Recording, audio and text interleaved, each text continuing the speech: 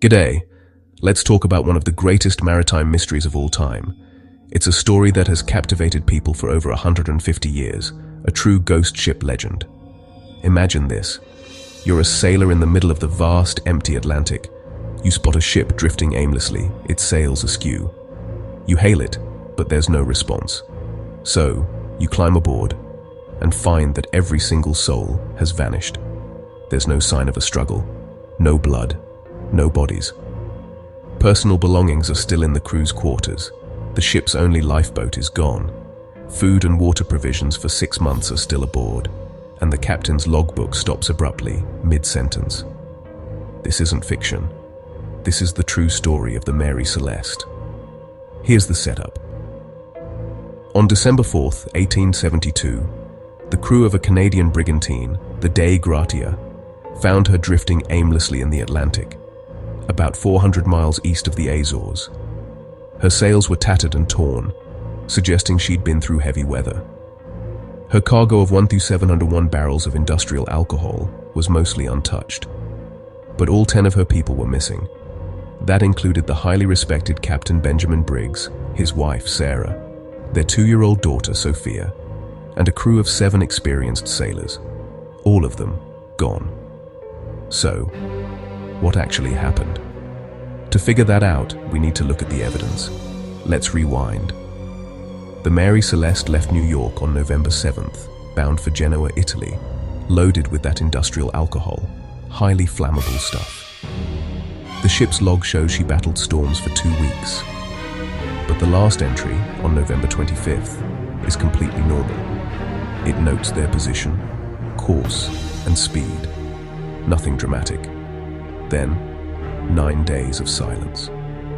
When she's found, the lifeboat is missing, as are the ship's chronometer and sextant, key navigational tools. The ship's pumps were found disassembled, one of them weirdly clogged with coal dust from a recent refit. A few cargo hatches were open, and 9 of those alcohol barrels? They were empty and leaking. Crucially, this wasn't booze for drinking. It was denatured alcohol, or methanol. When methanol evaporates, its fumes expand dramatically. It's possible there was a low-grade vapor explosion, a cold flash, that made a terrifying noise but didn't leave scorch marks. This leads us to the most plausible theory. The crew hears a rumbling or a loud thump from the hold, smells the potent alcohol fumes, and maybe even sees vapor escaping the hatches. Captain Briggs, a cautious man with his family aboard, fears an imminent, catastrophic explosion. He gives the order for a temporary evacuation. Everyone into the lifeboat, which they tie to the ship with a long towline. They'll wait at a safe distance until the gas clears, a perfectly smart and professional move. But then, the weather turns.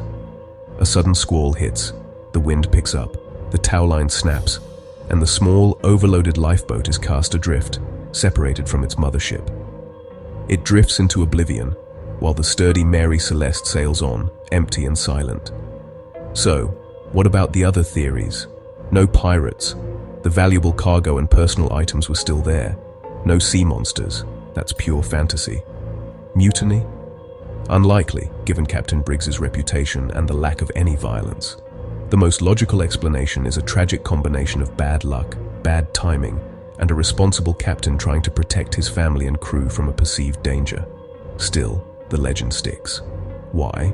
Because we hate not knowing.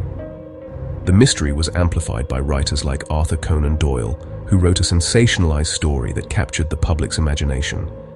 An empty deck in the middle of nowhere is a perfect ghost story, a blank canvas our brains can't resist painting with our worst fears. But sometimes, the scariest answer is the most sensible one. A simple, tragic accident at the mercy of the sea. If you love mysteries with real clues and no fluff, hit that follow button. Oh, and subscribe for more deep dives into history's greatest puzzles. Thank you for watching.